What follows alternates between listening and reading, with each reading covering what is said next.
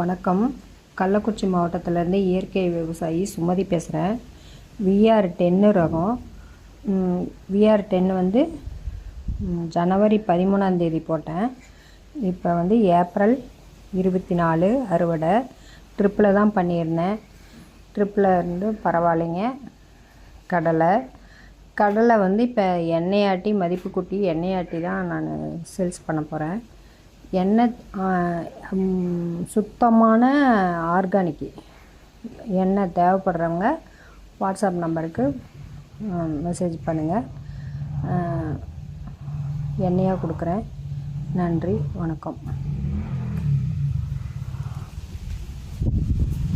இதெல்லாம் ஒன்றுமே காணாது பாருங்கள்.